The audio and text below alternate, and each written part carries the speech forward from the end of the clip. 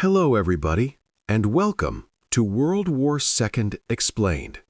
Please subscribe to the channel for regular content on the basis on fact. World War II. August 23, 1942. Late afternoon on the western bank of the Volga. The sun hangs low, blood red through a haze of dust and smoke. From the cockpit of a German Focke-Wulf FW-189 reconnaissance plane flying low over the city, the pilot sees something almost biblical. Stalingrad stretches along the river for nearly 40 miles, a long, narrow ribbon of factories, grain elevators, and worker housing. Below, the first shells are already falling. Panzer Grenadiers of the 16th Panzer Division, Army Group South, now under Friedrich Paulus's 6th Army, have reached the Volga's edge, cutting the city in two. Machine gun fire rattles from rooftops. Civilians stream across makeshift bridges, children clutching bundles, old women dragging goats. The river glints like molten steel. This is the moment Hitler has waited for. The symbolic heart of the Soviet Union, named for the man he despises most. He has ordered it taken at any cost. The summer campaign of 1942, Case Blue, had begun with dazzling success. Army Group South, reinforced after the winter disaster before Moscow, smashed through the southern front toward the Caucasus oil fields. Hitler had split his forces, one arm, Army Group A under List, toward Baku's oil, the other, Paulus's 6th Army, toward Stalingrad to secure the flank. The city was not the original objective. It was supposed to be bypassed, but Hitler's obsession grew. Stalingrad must be taken, he declared in July, even if we have to storm it house by house. The name itself was a taunt to Stalin. By late August, the Luftwaffe had reduced much of Stalingrad to rubble. Over 1,000 tons of bombs fell in a single day on August 23rd, killing thousands of civilians still in the city. Yet the Red Army refused to abandon it.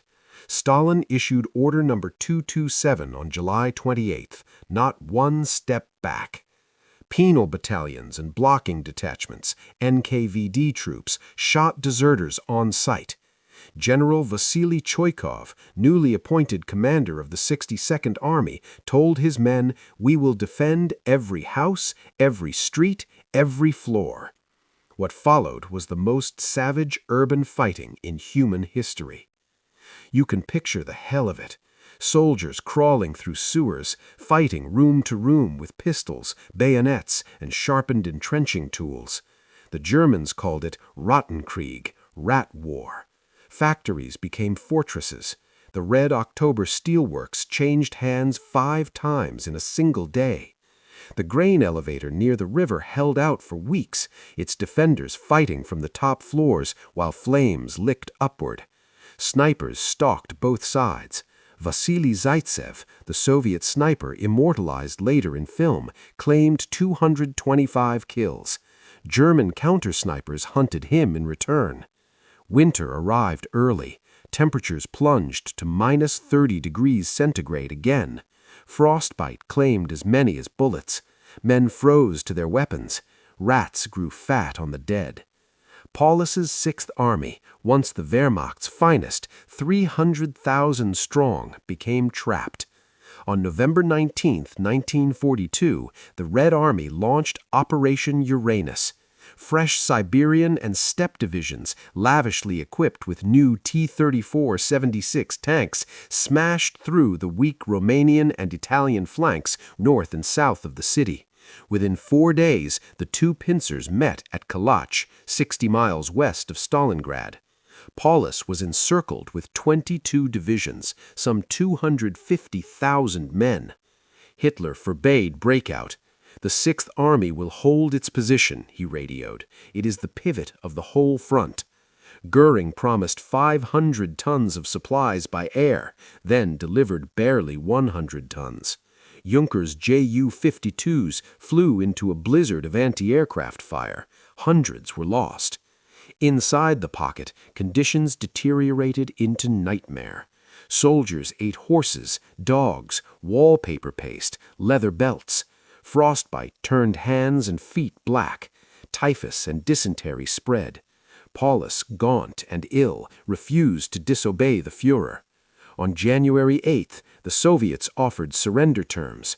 Paulus asked Hitler for permission. The reply was promotion, field marshal. No German field marshal had ever surrendered. Hitler expected suicide. On January 31st, Paulus finally gave in. He was captured in the basement of the Uniform department store, sitting on a camp bed, unshaven, eyes hollow. 2 days later, February 2nd, the last pockets surrendered. Of the 91,000 men who marched into captivity, only about 5,000 would ever return to Germany. Most died in Siberian camps from starvation, disease, and cold. Stalingrad was the psychological and strategic turning point. The Wehrmacht lost an entire army, its finest. The myth of German invincibility was dead. The initiative passed to the Red Army. Hitler never recovered from the blow. In private, he raged against Paulus. The man should have shot himself. In public, he ordered 10 days of mourning, flags at half-mast across the Reich. Yet the war was far from over. In the West, the Americans had landed in North Africa, Operation Torch, November 1942. The Allies were closing the ring. In the East, the Rev Army pushed relentlessly westward. Kursk loomed, the greatest tank battle in history. Hitler's ambitions, once boundless, now shrank to desperate defense. July 5, 1943. 4:30 a.m. near the village of Cherkaskoy, in the rolling wheat fields of the Kursk salient. The pre-dawn darkness is suddenly torn apart by the deepest, most concentrated artillery barrage the world has ever heard. Over 20,000 German guns and rocket launchers, Nebelwerfers screaming like banshees, 21-centimeter Mercer 18 howitzers thundering, unleash a storm of steel across a 50-mile front. The ground shakes so violently that men miles away feel it in their teeth.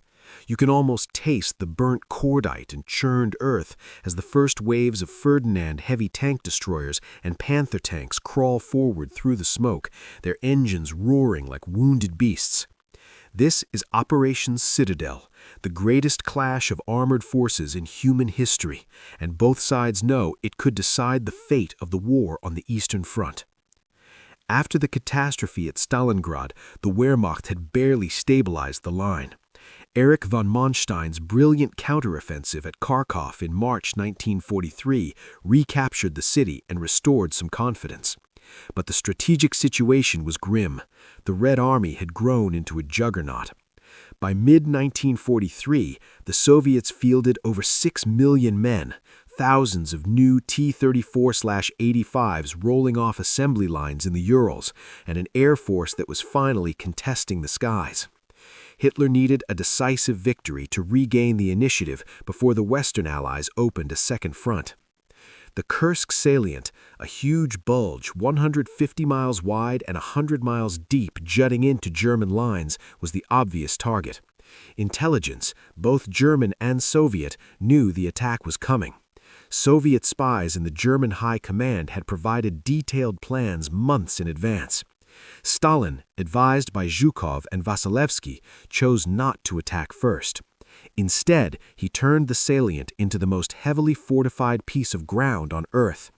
8 defensive belts, over 300,000 anti-tank mines, thousands of miles of trenches, dragon's teeth, barbed wire, and dug-in artillery. The Red Army waited, coiled like a spring. The German plan was ambitious. 2 simultaneous pincer attacks. From the north, Model's 9th Army. From the south, Manstein's Army Group South with Hoth's 4th Panzer Army and Kemp's Provisional Army. At the spearhead were the newest weapons, the 70-ton Ferdinand Elephant tank destroyers, heavily armored but slow and undergunned for close combat. The Panther, fast and powerfully armed, but mechanically unreliable in its first deployment. And the upgunned Tiger I. The Luftwaffe committed nearly 2,000 aircraft, hoping to regain air superiority. The battle raged for 8 days of unrelenting violence. On July 5th and 6th, the northern pincer made initial gains but quickly bogged down against the layered Soviet defenses. Model's forces advanced only 5 to 8 miles before being stopped cold. In the south, the fighting was fiercer. On July 12th, near the village of Prokhorovka, the largest tank battle in history erupted. Over 1,500 tanks and self-propelled guns clashed at point-blank range in a swirling dust cloud of smoke, fire, and explosions. T-34s rammed Tigers, Panthers burned while still moving. Crews fought hand-to-hand among the wrecks. The sun turned red from the fires. By nightfall, the field was a graveyard of twisted steel, hundreds of tanks destroyed on both sides. Neither side could claim a clear victory, but the German momentum was broken. Hitler had already decided to call off Citadel on July 13th after receiving news of the Allied landings in Sicily. The Western Front now demanded reinforcements. The offensive was halted. The surviving panzers were ordered west. The Red Army immediately counterattacked. Operation Kutuzov in the north and Operation Rumiantsev in the south smashed through exhausted German lines. By early August, Kharkov fell again, this time permanently. The Wehrmacht was pushed back toward the Dnieper River. Kursk marked the end of German offensive power in the east. Never again would the Wehrmacht launch a major strategic attack on the scale of Barbarossa or Citadel. The initiative passed decisively to the Red Army. From this point forward, the Soviets dictated the tempo of the war. Massive offensives followed in quick succession: the liberation of eastern Ukraine, the crossing of the Dnieper, the recapture of Kyiv in November 1943. Each victory cost dearly.